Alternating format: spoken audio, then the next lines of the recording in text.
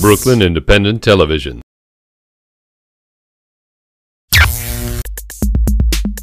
We're back here at the Sty Dome in Bed-Stuy, and joining me is the man behind the Sty Dome, right? Eric Hicks of Game Over. I have Elio Velez over there. But Elio, Eric, this is one of your latest inventions here, right? Well, this trophy? Yeah, tell us about it. That's something we're going to debut here at the Sty Dome. That's the first in the line of something that we call Smart Awards. And this one in particular is called the Immortalizer.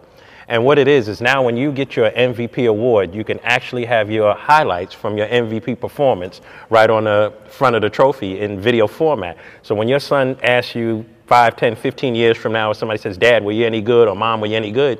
You just touch the screen and the video will play and it'll show the highlights. So that jump I was hitting right there in the corner of the last show we were here, it might even be in there. Find that? It might even be in there. Yeah, Elio. Yeah. We'll go ahead. I got better highlights than you. That's okay. But what's interesting also with this is that it's interactive in that it connects to the internet wirelessly. So we can always update and add highlights, but we can also... So say if you had a great game 2 weeks ago, you can update those highlights? Absolutely. If you had one in the future and the trophy's in the house, and we can shoot it right into your award wirelessly.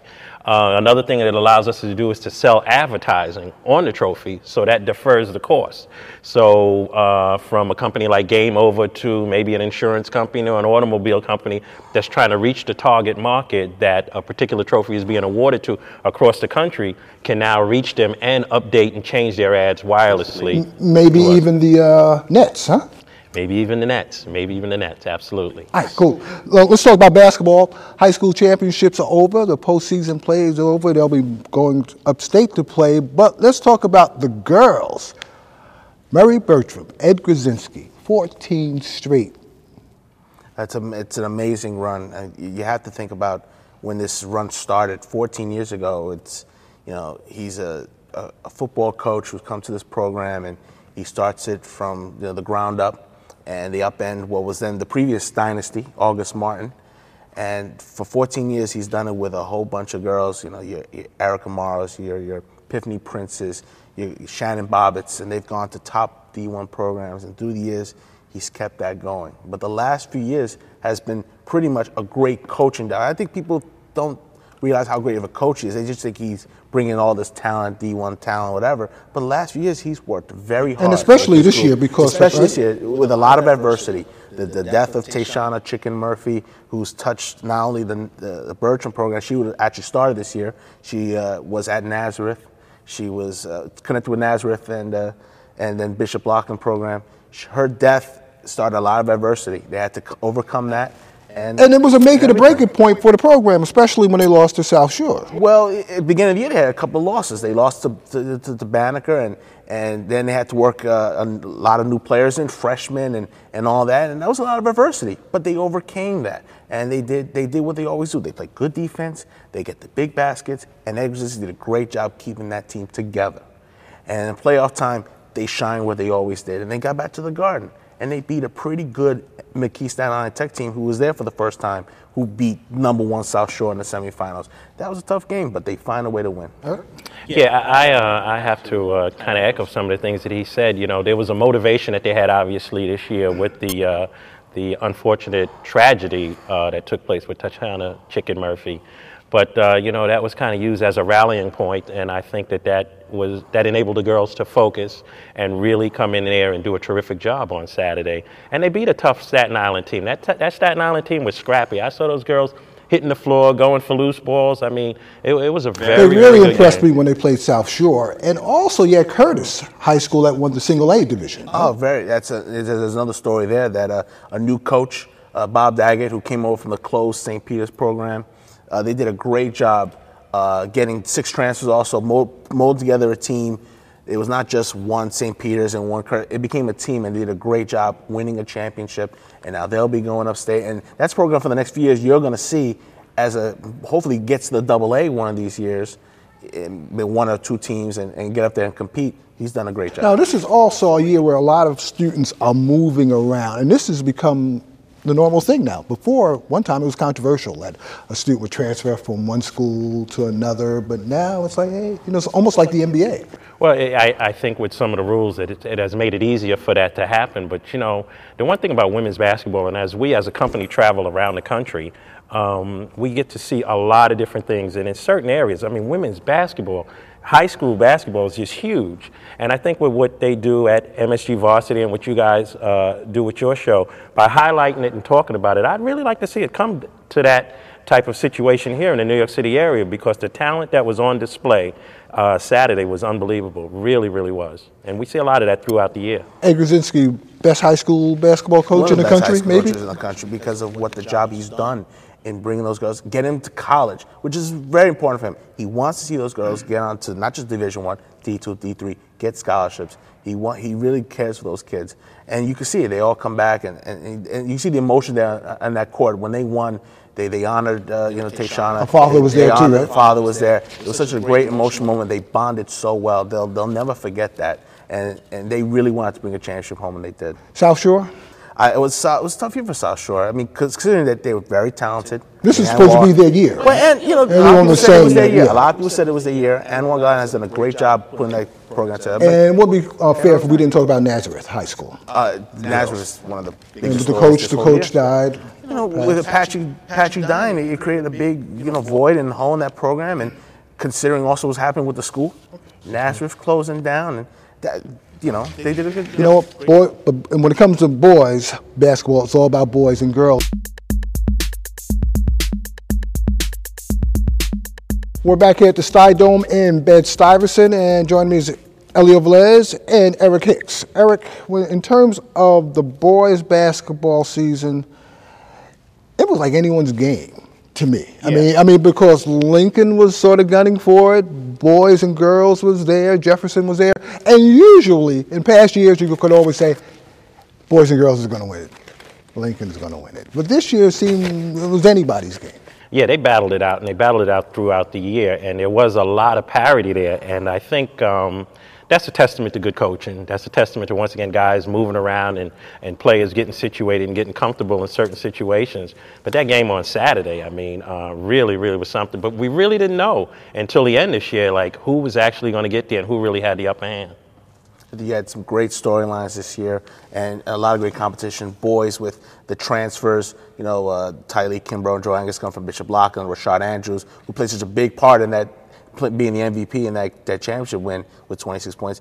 Ruth Velez had to do a great job integrating them into the offense. Leroy Chuck Flood became a Player of the Year candidate. Selden Jefferson and Lawrence Pollard did a great job with a team they brought up from the JV, and Jaquan Lynch and Thaddeus Hall became another Player of the Year candidate. Look at those players. They became great players, and those one-on-one battles you saw, that was pretty fantastic. Right? Was the injury of Isaiah Whitehead for the Rail Splitters, was that a key factor for them too? It was a big factor because he's one of the best point guards in this city. Sophomore, only getting better, could score, could pass the ball, do everything. His injury did hurt a little bit. He wasn't in full strength at the end, but next year he's gonna be the guy. And he is the guy already, so you can never count him out. It was just boys here. Ruth Lovelace did a great job. 3 city championships in a row. It's very hard to do, especially in the Brooklyn division, which is the toughest. As they used to call it, the suicide division back in the day. Absolutely, and just to piggyback once again on what he was saying about the job that Ruth Lovelace does. I remember when she first got into the coaching aspect of it, and it was a little controversial or whatever, and people didn't know whether the times were a little different. Because there were certain men that wanted that position that had been around. Times were a little different, man. But true. You got to take your hats off to her as to what she does. She's a disciplinarian. Mm-hmm. She's very, very technically sound in her teaching of the game of basketball, because you can see it in the execution on the court. So when you're coaching against her, if you're a man, you're going against a coach. You're not even concerned that she's a woman anymore. She's a coach. She's a woman, but you know what? You're competing. Exactly. The gender has nothing to do with it. You're going against, and I'd have to say, a great basketball mind. And the irony about it is that she's a female. She's coaching boys, and Grzinski is coaching the girls. It's just the total mix. Well, and Yeah. women's basketball, Yeah. it's not so, you know, it Yeah. happens a lot with Right. the men. But in men's basketball, you know, the amount of women high school coaches out there that coach men, you know, that's big news. Right. And I think everybody is kind of used to Ruth Lovelace now, and nobody's going to come in here and Right underestimate about her. that. Winning 3 straight. That's Says a right. lot. Brooklyn Collegiate, single A. It's a great story for a program that just started 5 years ago. Jake Edwards has done a great job with a young team, freshmen, sophomores. That team was mainly composed of that. They won against Mott Haven to win the A championship. Irvin Mitchell, 2-year senior, great at 24 points. You know, and they did a good job establishing themselves. This year it was them and Bedford Academy as the 2 teams in Brooklyn that was trying to get to the championship and become the dominant team from Brooklyn to represent the A division. So you also give hats off to Bedford. They got to the semis as well. So Brooklyn did a great job, especially establishing that program. And hey, the sky's How about the B? next few years. In the B division? In the B division was Pathways Prep from Queens. They have a great kid, Jordan Washington. Who Miami, Villanova, and those teams are looking at 6'7" junior. They beat newcomers, so they've established themselves in the B. They'll probably go to the A if Jordan comes back next year. So I think this year was great in terms of basketball. Were there any surprises overall? Would you look at it? In terms of surprises, maybe I'm surprised by how well the job. Not surprised. I think the job Jefferson did to get to the Garden. I think to get that team, because the last few years they had a lot of transfers that didn't work out. And the thing is, And Jefferson he did a good defeated job. boys during the regular the year. season, right? Yeah. And then boys defeated Lincoln, so it was like You didn't one-upmanship, but it didn't matter. Everybody knows each other. Yeah. It's that one game. They all know each other. It's strengths and weaknesses. In that one game, it does come down to coaching, preparing your team well. And we give hats off to Ruth for doing that job. She knows the opponent ins and out, what to do, how to get her best out of her players. I think the constant in all of the teams that we're discussing, the common denominator is excellent coaching. And it seems like it's excellent coaching from people that have good college or good basketball backgrounds themselves and have participated in the game over the years, either as players or as coaches somewhere else, and have come together and put together some extraordinary programs. And again, top ballers are here in Brooklyn. You know, it's funny you say that. I had a conversation with a gentleman up in Rochester, a coach up in Rochester, New York, this morning, and they really, really understand that when you come down here and you play against these kids in Brooklyn, when you bring teams from out of the city or from out of the state to play against a team in Brooklyn, you better have your stuff together. These kids are aggressive. When you saw Saturday's game, you saw 2 teams that were trying to impose their will on each other. You hear that about a player trying to impose his will on a team or in a game. You saw 2 teams that refused to give in. One team was pressing full court. The other team was pressing full court. It sped up the action. I mean, it was just nonstop, high-intensity athletic action. And whoever, showed a little chink in the armor was going to be the one that came out on the short end of it. And that's what kind of happened. One kid got hot and changed the whole game right from the first half.